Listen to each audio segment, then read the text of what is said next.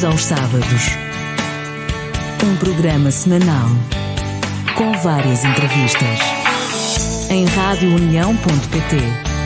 Rádio União, a nossa voz. Olá, viva para todos, muito boa tarde, sejam bem-vindos ao programa Domingos aos Sábados, hoje dia 2 de março, sábado, na Rádio União, a nossa voz, e também em simultâneo com os nossos amigos da Antena Minho, Rádio Regional de Braga, a quem nós saudamos também com um grande abraço. Domingos aos Sábados é um programa que tem a responsabilidade deste vosso amigo Domingos Silva e tecnicamente assistido por Vítor Esteves. Por isso, já sabe, fique connosco.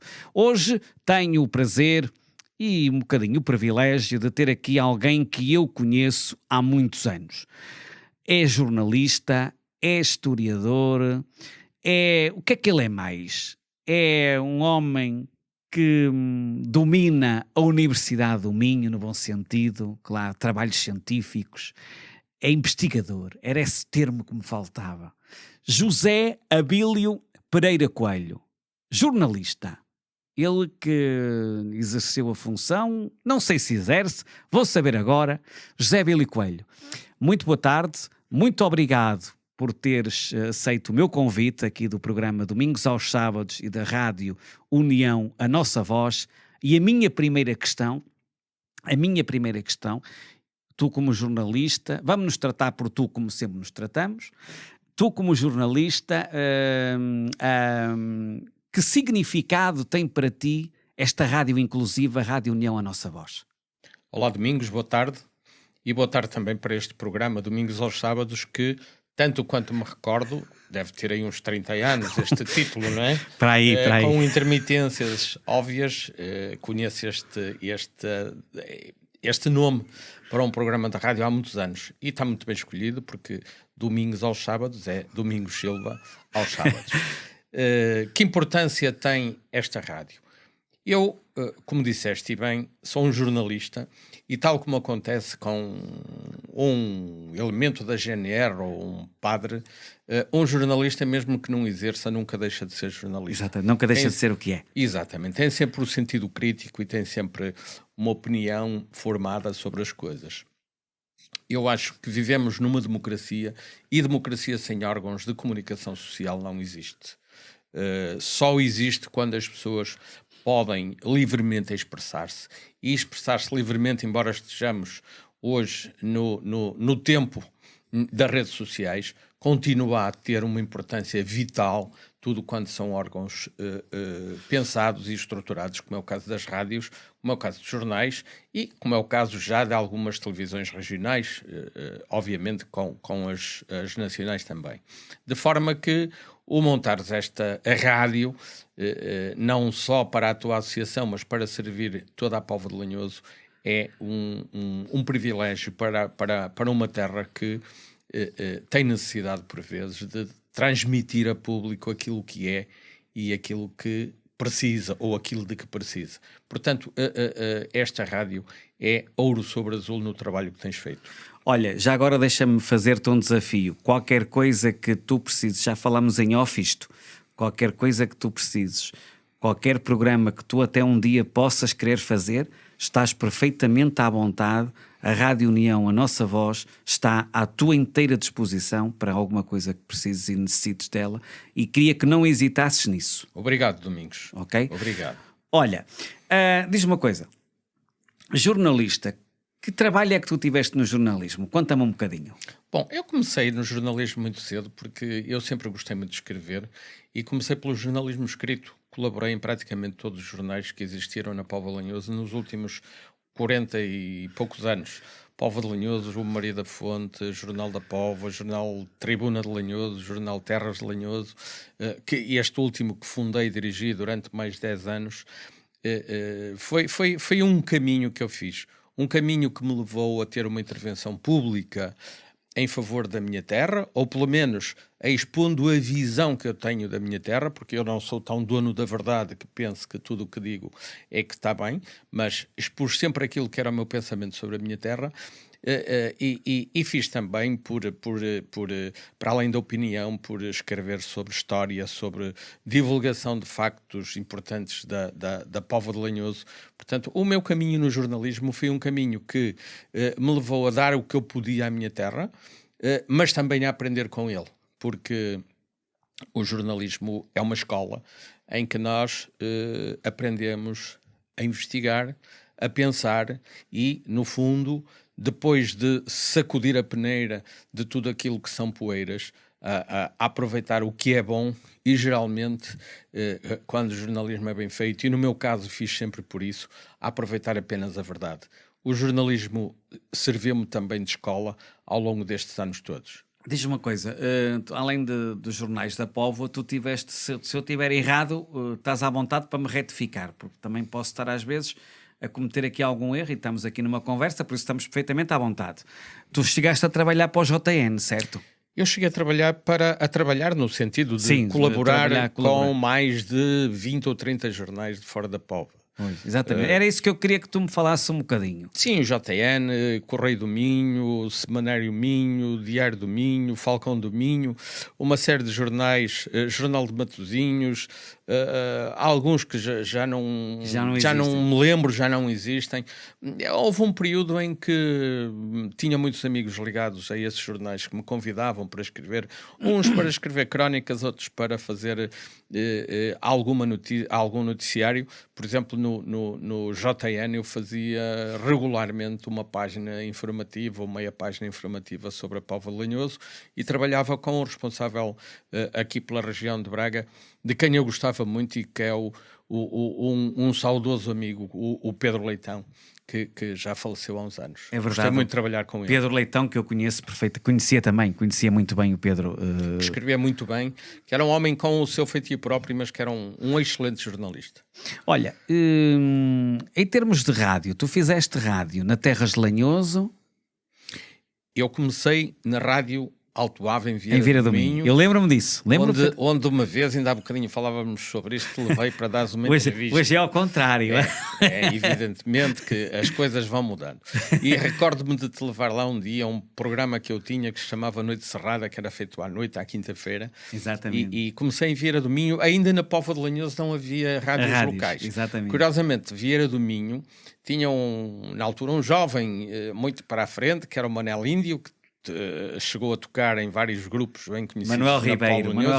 É verdade, que eu conheço muito bem também, ainda está entre nós. E na altura eu comecei a fazer, eu digo o Manuel Ribeiro, o Manuel Índio, como a gente lhe chamava, mas eram vários jovens de Vieira do Minho que se dedicaram a fundar a Rádio Alto Ave. Só passado uns anos a rádio se desenvolveu, apareceu na Póvoa de Lanhoso. Na altura surgiram duas rádios. Eu, por amizade a um dos homens que fundou essa Rádio Terras de Lanhoso, que era o Zé Vieira, que comigo trabalhou durante alguns anos, quando eu estive a aprender prótese dentária no consultório do Semato Cientista, e quando ele me convidou, porque também foi ele que me abriu as portas em Vieira, eu comecei a trabalhar com ele e com outros na Rádio Terras de Lanhoso. Mais tarde, a convite, creio que do Xavier Ferreira, comecei também a fazer um programa na Rádio Castelo. Portanto, eu trabalhei nas duas. Numa foi diretor de informação e noutra foi depois numa foi diretor de programação e noutra foi depois diretor de informação. Na Rádio Castelo foste diretor de informação? Fui diretor de informação há alguns anos, sim. E fazias aquele editorial que era muito ouvido na altura. E fazia um editorial diário, que não é fácil fazer um texto todos os dias de opinião, que era muito ouvido e que era muito contestado, porque, como eu dizia há pouco, nós temos a nossa opinião que nem sempre agrada a todos, não é? Eu lembro-me na altura que isso era toda a gente ouvia, ninguém ouvia, mas toda a gente estava atento a que o José Abílio Coelho diria. Toda a gente tinha medo de dizer que ouvia. Ainda hoje é assim, Domingos. Ainda hoje é assim. Tu sabes que ainda hoje há muita gente que diz mal às escondidas e afasta-se muito de quem o faz de uma forma aberta, porque nós vivemos num meio ainda muito hipócrita, em que as pessoas ou não dizem o que pensam ou só o dizem em privado, e quando alguém tem essa frontalidade, eu imagino que Jesus Cristo, se tivesse nascido no século XXI, tinha o mesmo fim, que era de ser levado à cruz, à crucificação, porque teve a coragem de afrontar os homens importantes do tempo, e se calhar tê-la-ia hoje. E, portanto, sempre que alguém diz a verdade, por muito que doa, há quem se afaste.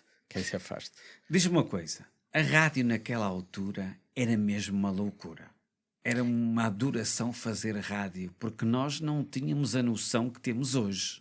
Não. Porque tu hoje sabes quem te vê, sabes quem te ouve, mais ou menos. E naquela altura não tinhas a noção. Isso ainda dava mais pica de fazer. Eu recordo-me quando as rádios locais surgiram aqui na Póvoa, que, por exemplo, a Rádio Castelo apareceu numas emissões piratas a partir do restaurante Castelo, no alto do Monte do Pilar, e aquilo não tinha estúdio, aquilo tinha um giradiscos, e tinha 1 ou 2 microfones, e as pessoas sentavam-se numa cadeira, sentavam-se à mesa e falavam. Aquilo não tinha condição absolutamente nenhuma, mas emitia-se, e havia aqueles emissores que transmitiam quase com uma distância de 200 ou 300 metros, e não saía daquele raio. Mas havia um vício de fazer rádio, porque o ser humano tem sempre o sonho a comandar a sua vida, não é? Isto é uma frase feita, mas é verdade. E os jovens que naquela altura queriam fazer rádio tinham essa oportunidade. E como eu disse há um pouco, que o jornalismo me abriu caminhos e me ensinou, foi uma escola, rádios locais foram escola para muita gente. Eu ainda hoje conheço jovens que falam razoavelmente bem em público e sabem estar em público e apresentar o que quer que seja em público, e aprenderam nas rádios locais. Eu aprendi muito nas rádios locais. Foram uma verdadeira escola. Não tenho vergonha nenhuma de dizer, não é? Porque eu também comecei de miúdo a trabalhar na rádio e aprendi bastante. E ainda hoje aprendo. Só que as rádios agora já não são aquilo que eram. Porque as novas tecnologias trouxeram boas coisas, mas trouxeram más. Porquê? Porque se calhar nós, vendo e apercebendo, a gente apercebe-se daquilo que de facto nos estão a acompanhar, já perde um bocadinho a moral, porque antigamente tu não tinhas noção. Claro, toda a moeda tem duas faces, obviamente, não é? Claro. E hoje, com a força que a informação tem, com a variedade de informação, tu hoje consegues estar a fazer um programa e a saber em direto através das redes sociais ou de qualquer outro meio, de estar a saber se ele está a ser apreciado, quem é que critica, quem é que deixa de criticar. Naquela altura era quase uma coisa era como jogar no negro. Havia uns jogos de cartas que eu vou jogar negro, vou jogar sem saber o que é.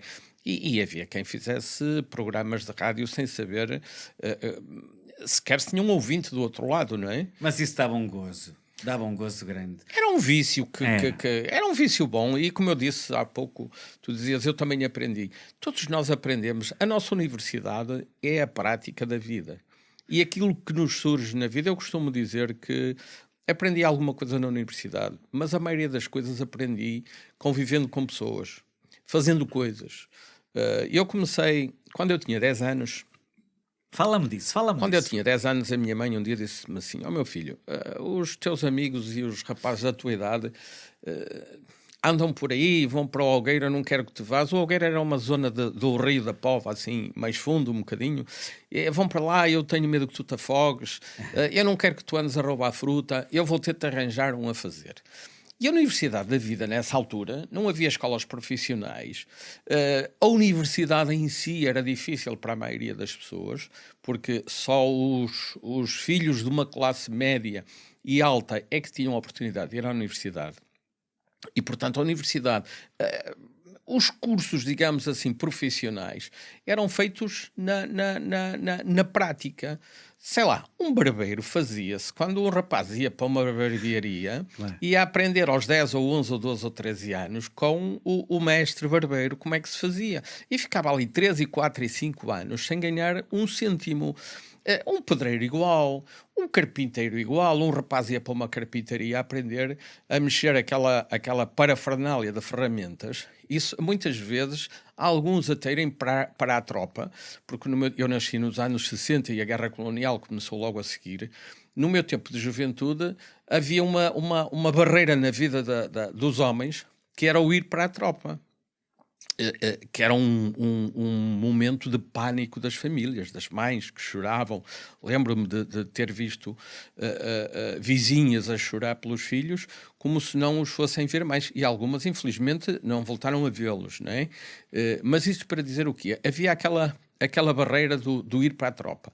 E havia muitos jovens que até ir para a tropa andavam-se a preparar para quando casassem, vinham da tropa, casavam e tinham depois uma vida profissional. A minha mãe, quando eu tinha 10 anos, acabei a escola primária, ela disse: meu filho, tu também tens de ir aprender uma profissão.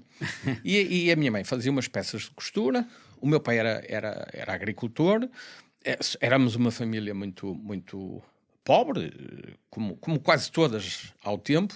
Claro.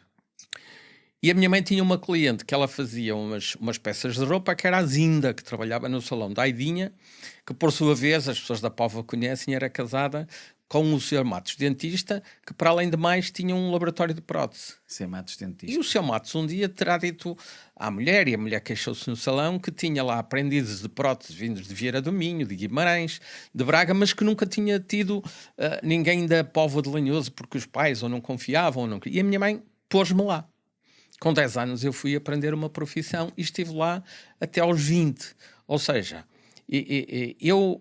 a minha escola foi toda feita de aprendizagem com pessoas com quem convivi. Eu na política, andei uns anos na política, aprendi com amigos, nomeadamente com um grande amigo que já faleceu e que eu recordo com saudades, Carlos Sousa Dias. Na poesia, na literatura, eu aprendi muito com o António Celestino. Na história, eu aprendi com o Sr. Padre Magalhães. Eu tenho uma série de referências da minha vida que me ensinaram muito. E, portanto, a vida é feita disto. Quando cheguei à universidade, foi estudar história, mas aquilo que era a formação, o interesse, até a paciência para temperar as coisas, eu já levava das pessoas com quem convivia. Ou seja, tudo isto foi ensinamento para nós.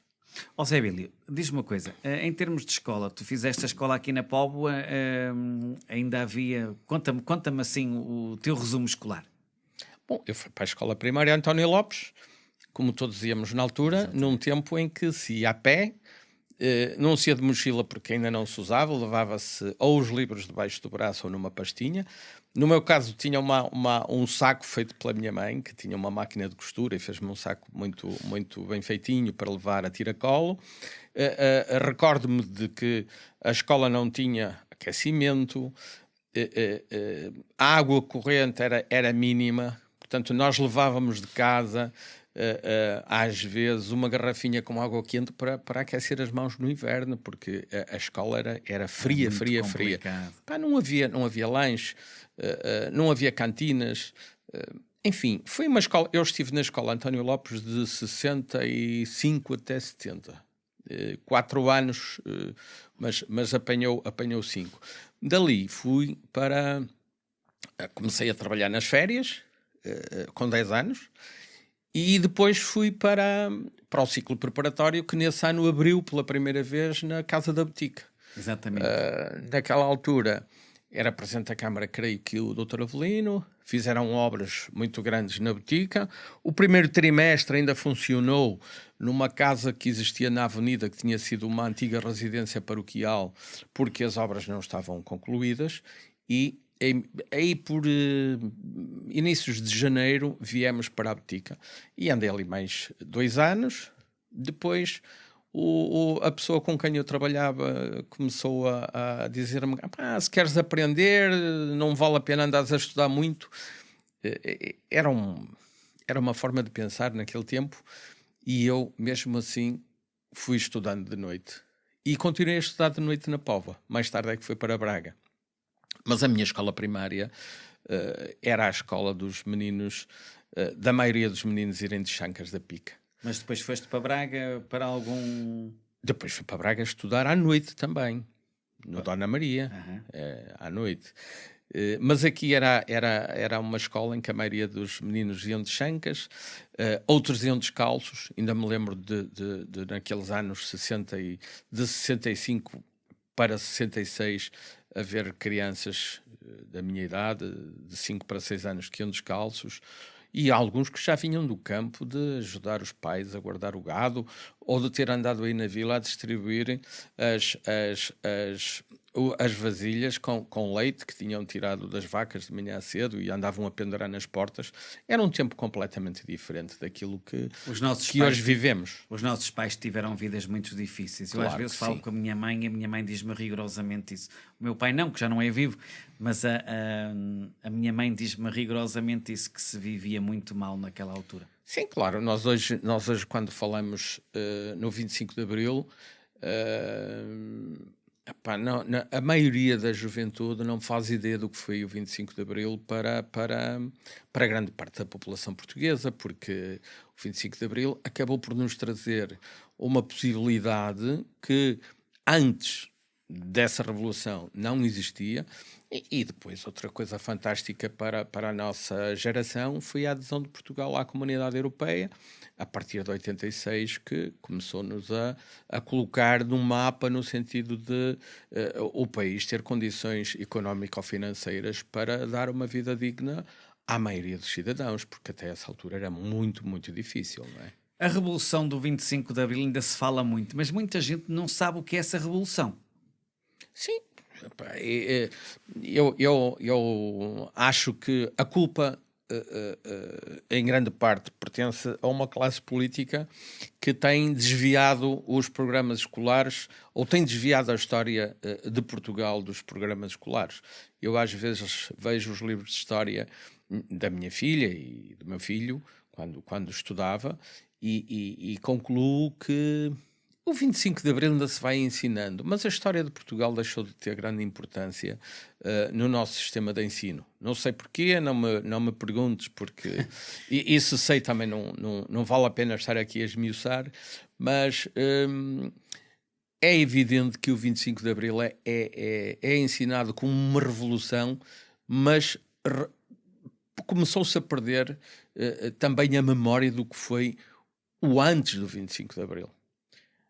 Fala-se como se a revolução fosse uma batalha entre a direita e a esquerda, e entre o Partido Comunista e o Estado Novo de António Oliveira Salazar. O 25 de Abril foi um golpe de Estado contra uma série de condições ou da falta delas em que o nosso país estava há muitos anos. Por exemplo, a guerra da África, e eu não me vou pronunciar sobre se devíamos ter mantido as colónias ou não devíamos. Há muitas opiniões sobre isso, eu não me quero manifestar, mas o que doía naquela altura eram os milhares de rapazes com 19, 20, 21 anos que iam para as colónias africanas durante 3 anos. 3 anos é uma parte importante de uma vida, especialmente nestas idades. 3 anos de um velho pode não ser muito tempo, mas 3 anos, para quem tem 18, 19, 20 anos, é uma parte importante da vida. Olha, fala-me um bocadinho dos teus livros. O que têm sido os teus livros? Tu tens feito algumas coisas pelas instituições da Póvoa. Ajudaste o Museu dos Bombeiros. Se eu tiver a dizer alguma coisa errada, retifica-me, estás à vontade. Com o pedido do Padre Luís, na altura, penso eu, não? Sim. Do Padre Luís. Fizeste ali o museu que agora tem sido também uma continuidade destes órgãos sociais dos bombeiros. Também colaboras com a Misericórdia da Póvoa. Estás ligado um bocadinho ao Padre Luís, também ao Centro Social de Garve. Fala-me um bocadinho sobre esse percurso. A minha vida no jornalismo e na história, porque eu, entretanto, comecei a inverter um bocadinho as coisas, foi pondo o jornalismo de lado aos poucos e entrando de uma forma muito mais interessada na história. levou-me a começar a publicar alguma matéria, primeiro nos jornais e mais tarde em pequenos livros.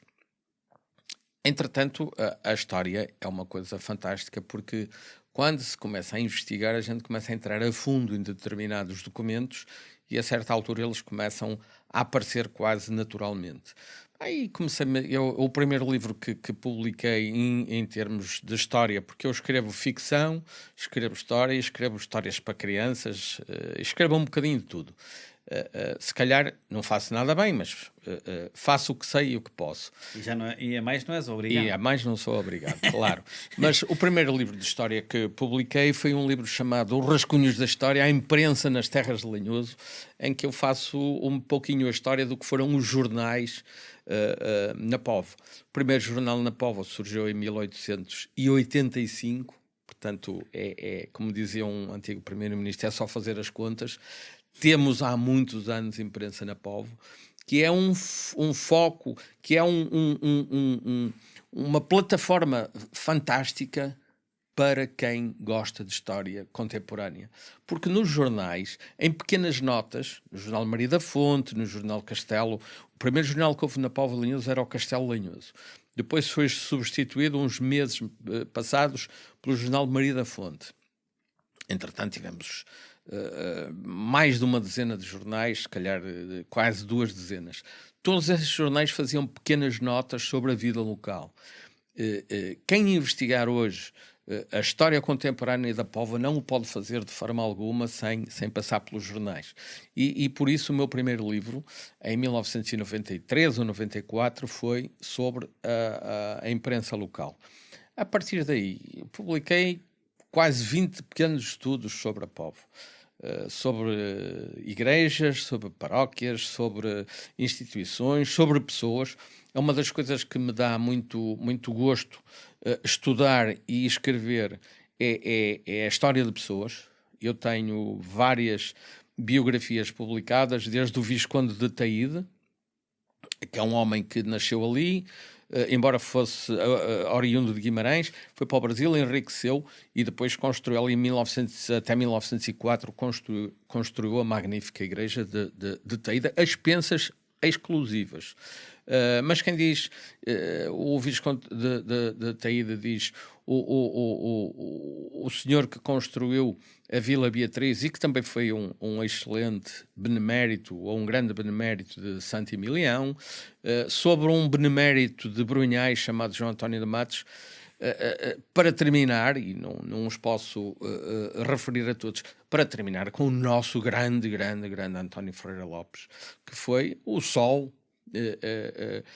Se a França tem a designação do Rei Sol talvez para o seu monarca maior, nós temos o benemérito Sol para o António Lopes, porque foi um homem que nasceu em 1845 na nossa terra, foi para o Brasil muito jovem, com 12 anos, e quando regressou sem filhos, o que foi importante para nós, se calhar para ele não, com muito dinheiro, investiu nesta terra a ponto de podermos dizer hoje que se deve a ele o grande desenvolvimento da Póvoa de Lanhoso desde o fim do século XIX até à sua morte em 1927 e mesmo para além dela, porque deixou um testamento que possibilitou a construção de um novo edifício dos Passos do Conselho, de uma nova escola, a abertura de uma estrada para o Pilar, a abertura de caminhos e em vida fez o jardim, fez o hospital, fundou os bombeiros e deu-lhes sede, fez o Teatro Clube. O António Lopes para a nossa terra, para além, que é uma coisa que nós por vezes nos esquecemos, de ter construído uma quantidade enorme de moradias quer para as elites, como é o caso daquelas que ainda hoje existem no Largo António Lopes, quer para a classe operária, como uma quantidade delas que existiram na Avenida, que na altura eram extremamente importantes para um mercado que não tinha habitação para oferecer àqueles que para cá vinham ou que para cá eram destacados, como era o caso dos juízes, dos advogados. Quem não tivesse casa cá por herança familiar, e muitos dos advogados e médicos e notários vinham de longe, muitas vezes destacados, chegava aqui e tinha muitas dificuldades em arranjar uma casa em condições para morar. E o António Lopes até nisso foi um homem prodigioso na sua capacidade de investir o que tinha, mas sempre com o fundamento de ajudar a terra a ser grande. Mas diz-me, tu ajudas os bombeiros, a Misericórdia, ajudaste num museu, como eu te estava a dizer, isso para ti também tem um orgulho muito grande.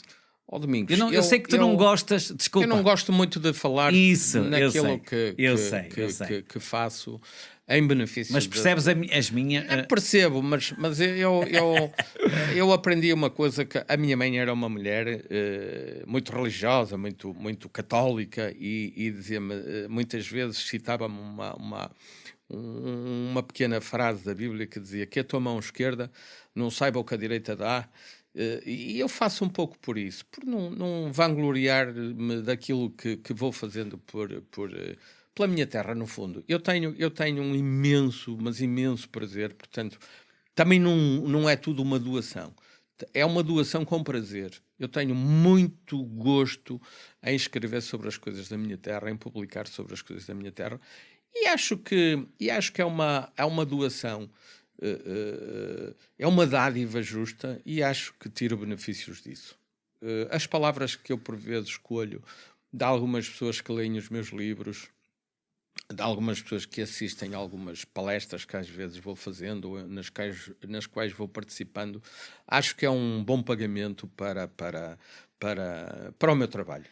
Tu sabes que passaram grandes homens pelos bombeiros, todos nós conhecemos, e tu conheceste o engenheiro Albino Pinto, conheceste-o ainda muito bem, não é? Conheci muito bem, éramos bons amigos. E era um homem que naquela altura deu muito a esta associação humanitária. Sim. Não é? Sim. Como também o Ferreira Martins, o Dr. João Tinoco de Faria e o Padre Luís, outros que estiveram, agora o Zé Batista, os que estiveram. Mas estamos a falar um bocadinho do passado. O engenheiro Pinto desenvolveu, e eu lembro-me, era miúdo também, era muito mais novo que o que sou agora, desenvolveu muito aquela associação humanitária.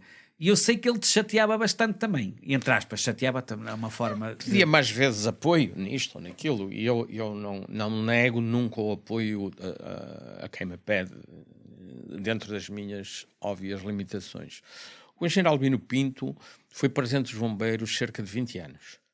E foi presidente dos bombeiros durante 20 anos muito difíceis, que foram os anos pós-25 de Abril, em que mesmo quem não era revolucionário deixava crescer o cabelo e reclamava, e os bombeiros foram os bombeiros que são voluntários, portanto não são profissionais, e muitas vezes isso dava-lhes um estatuto de poderem reclamar porque ninguém lhes pagava. Também havia ali por vezes algumas reações contra a direção, contra o comando. Havia, no fundo, chegaram a existir 2 ou 3 tendências dentro dos bombeiros que eram muito complicadas. E como se sabe, nos tempos que sucedem às revoluções, se não houver a mão de ferro, e nas revoluções democráticas, na maioria das vezes não há pessoas que se aproveitam um pouquinho. E o engenheiro Albino Pinto teve algumas dificuldades, mas... E é bom que isto se diga, e era bom que um dia isto ficasse para o futuro. O engenheiro Albino Pinto encontrou os bombeiros numa sede praticamente, numa sede minúscula, que era nos fundos do Teatro Clube, com uma sala por cima, que é hoje o Teatro Clube, completamente apodrecida. Era uma sala em tão mau estado que hoje, quem não passou por lá nos anos 60 não faz ideia. Era desde a madeira do chão até ao teto, os tetos em gesso, em estuque pintado a caírem, uma zona de palco completamente a desfazer-se.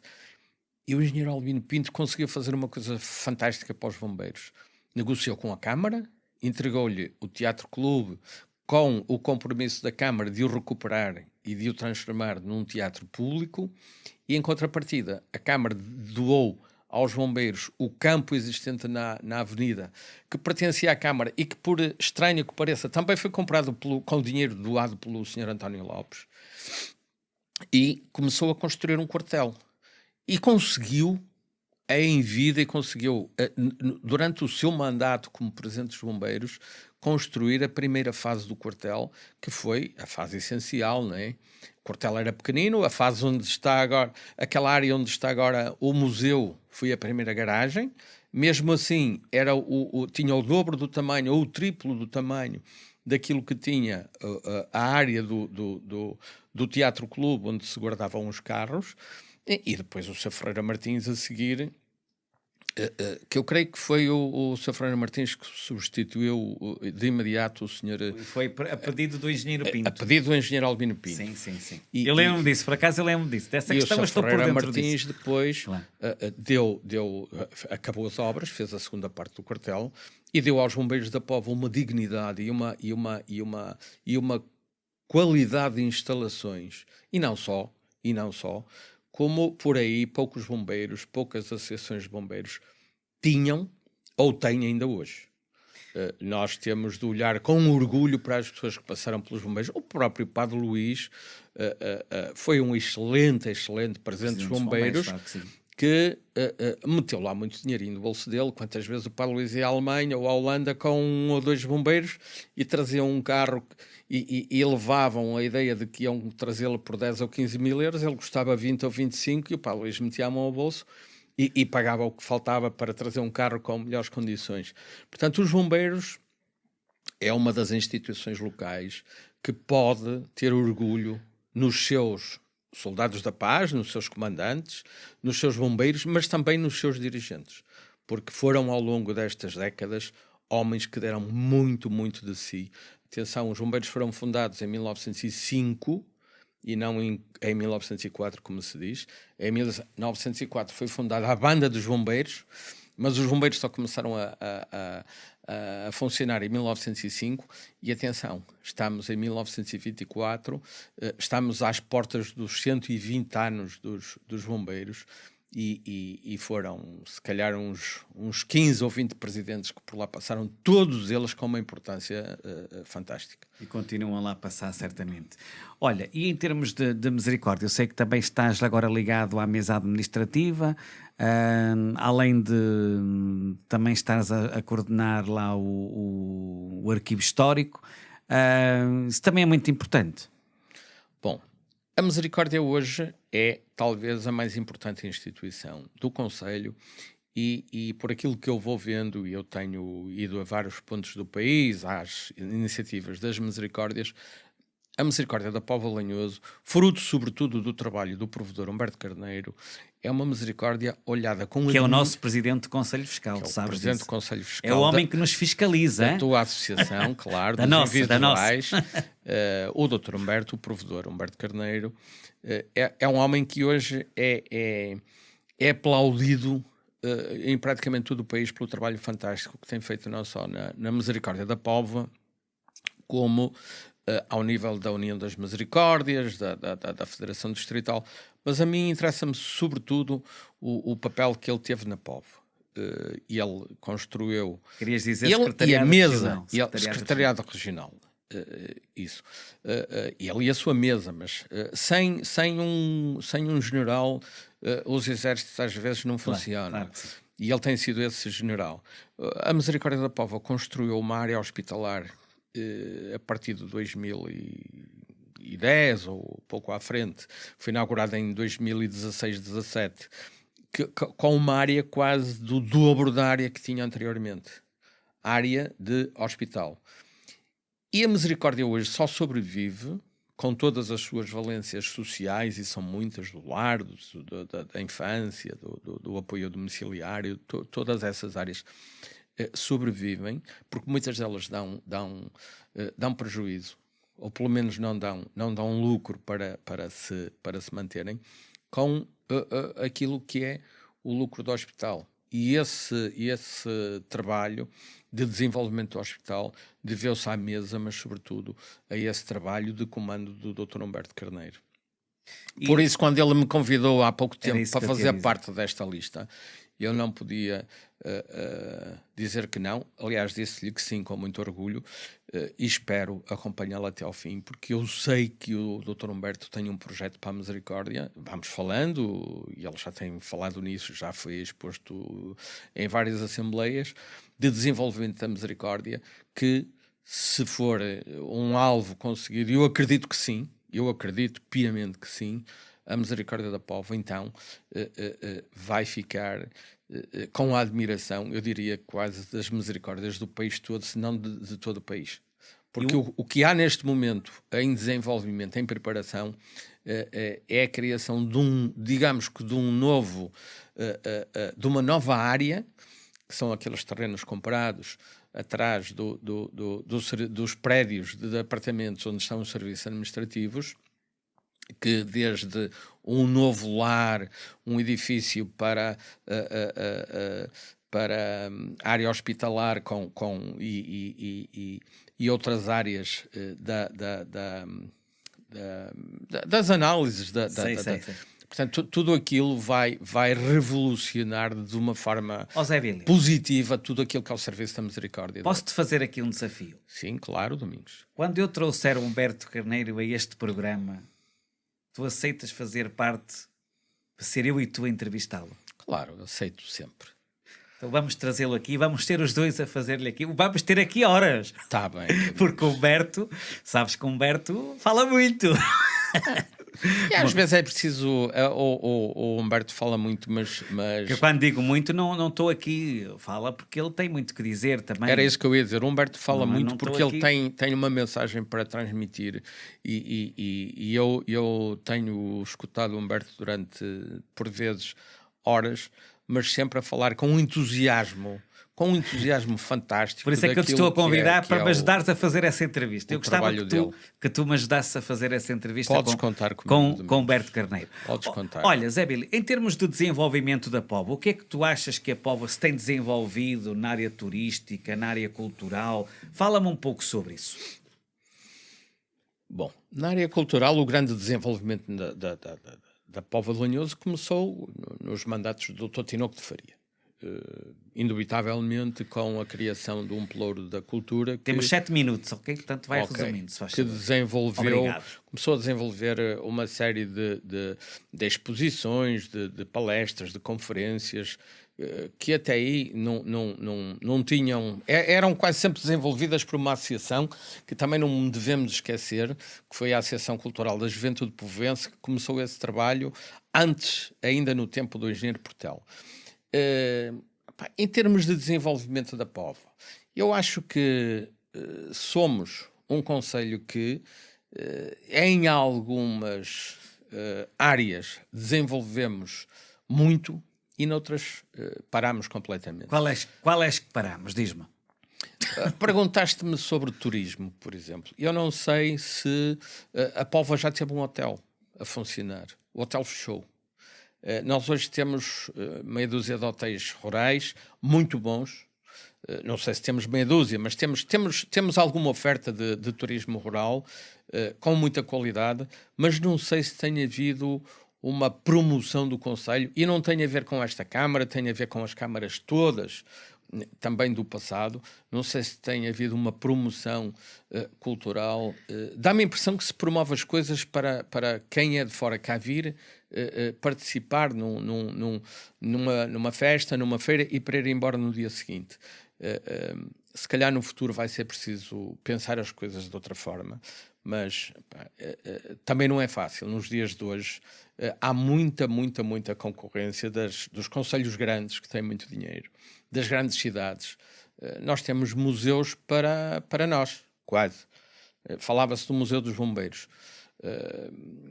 A Póvoa não tem um museu que, digamos, há gente que vem de fora cá para visitar o museu.